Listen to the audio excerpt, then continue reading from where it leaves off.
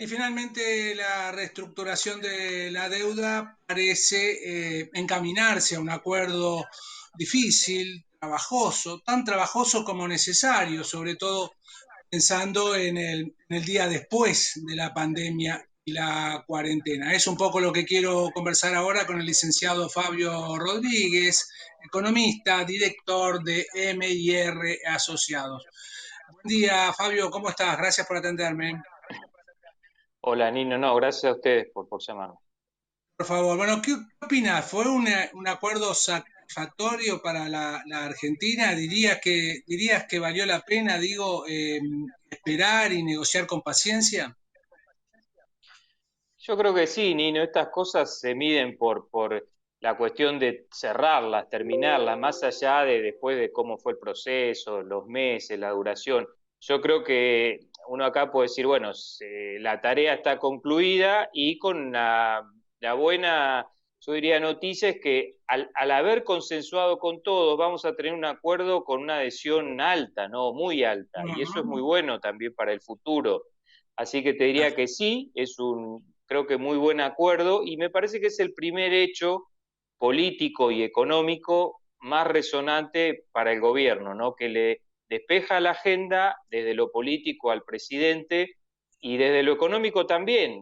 Creo que la palabra clave acá es la plataforma o el piso para tener un comienzo de encarar otras cuestiones, ¿no? Así que Claro. es un paso correcto y bueno, que tienes las implicancias favorables que vamos, se puede ir viendo, ¿no? Más que nada en el cortísimo plazo y algunas de mediano plazo también.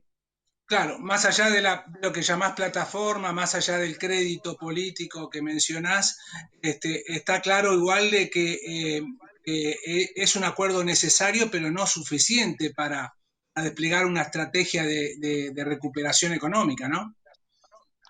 Absolutamente. Lo necesario se ve, como vos decís, Nino, cuando uno dice Argentina estaba lidiando con una crisis dura de los años anteriores, desde lo económico, de lo social. A eso le viene tras llovido mojado la cuestión de la pandemia. Y encima lidiando con un default sí o default no. O sea, había 4 países en el mundo en ese club, ¿no? Entonces, sacándonos de encima el tema del default o arreglando la deuda, bueno, ahora viene concentrarse en la tarea de reconstruir la economía del colapso que tuvo, más que nada focalizada en el segundo trimestre por el COVID, por la pandemia, y enfrentar esa reconstrucción tratando de que los riesgos que todavía tenemos, estos partidos que todavía hay que jugar, por más de que se ganó que es importante, el de la deuda, hay partidos que son desafiantes todavía.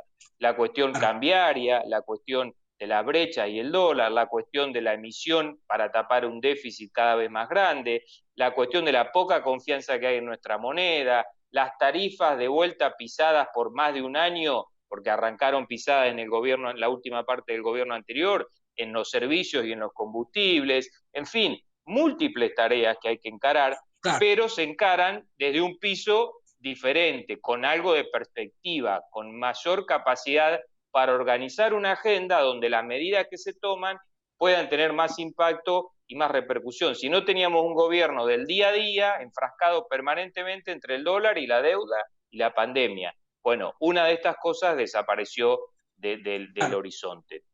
Fabio, ¿por dónde empezar? ¿Empezarías por la macro? Estoy pensando en la vieja consigna de Néstor Kirchner de los superávit gemelos. ¿Parece que es una buena receta para aplicar a partir de ahora?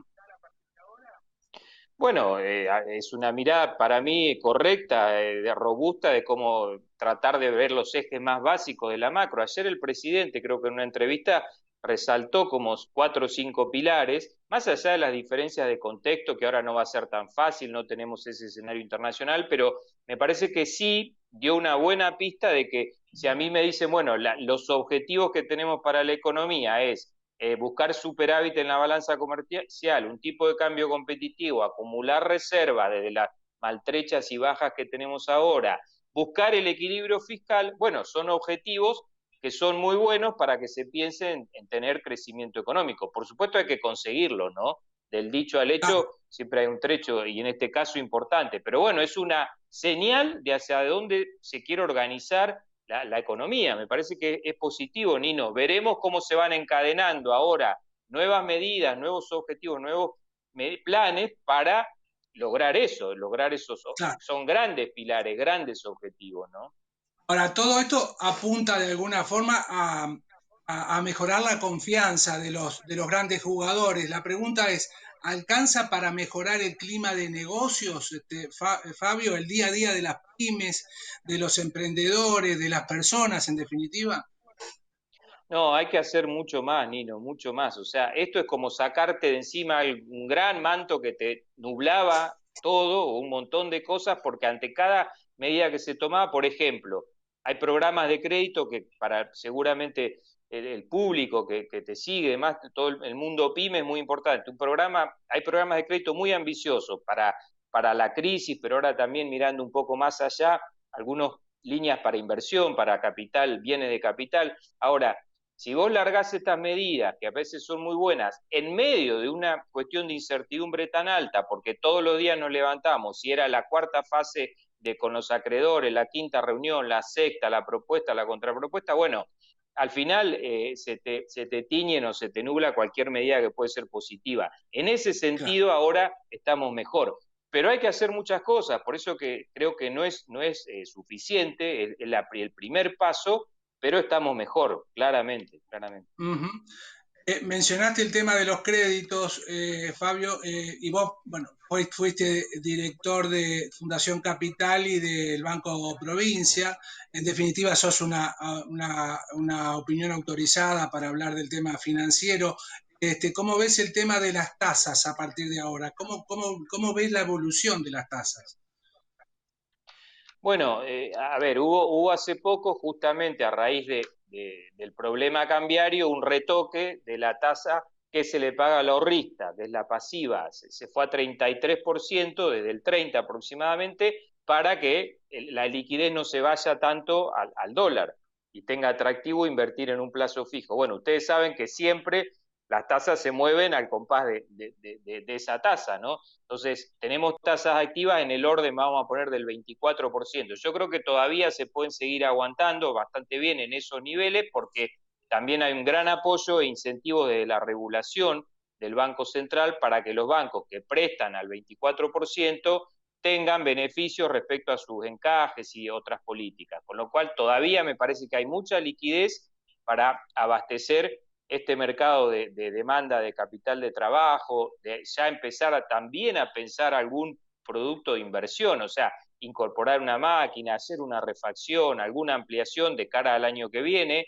Van a salir los bancos cada vez más con esto, líneas que ya sean a 36 hasta 60 meses, y en este orden de tasas, yo diría quizá el 24 porque son plazos más largos, pero en torno al 30% me parece que es factible pensar esos productos, y recordemos que está habiendo un esquema muy fuerte de garantías por parte del sector público, ¿no? Fundamentalmente, y otras sociedades de garantía también, pero con el FOGAR como eje o haciendo punta en ese mercado. Eso está facilitando mucho el acceso de muchas pymes en este contexto muy delicado, pero me parece que va a ser un aprendizaje que va a quedar, Nino, también para encarar otras etapas, que no sean necesariamente la de la crisis absoluta, la del colapso, ¿no? Entonces me parece que se Claro. están generando algunas herramientas que pueden ser más permanentes para atender la siempre cuestión crítica, que es cómo llega mejor el financiamiento productivo real para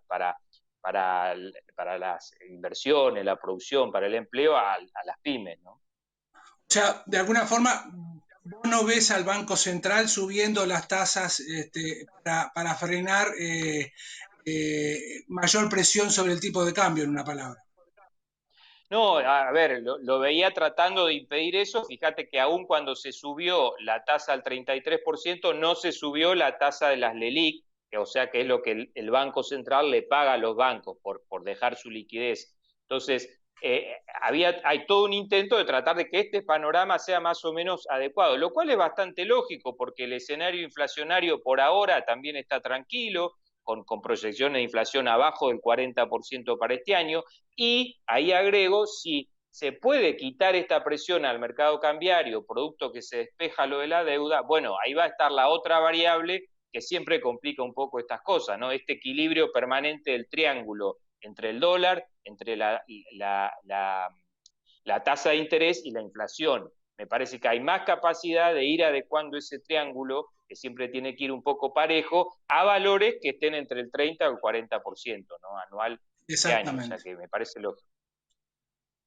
Perfecto. Realmente un desafío, ¿no? Por un lado, tratar de llegar a un equilibrio fiscal, si no superávit, porque vamos a estar 7 u 8 puntos por debajo este año. Y por otra parte, bueno, conciliar la necesidad de las pymes de financiarse a créditos relativamente blandos o accesibles al menos, para salir de este verdadero trance que ha sido esta tragedia del COVID-19. Variables que se me ocurre, Fabio, que son claves para seguir monitoreando a lo largo del año, ¿no?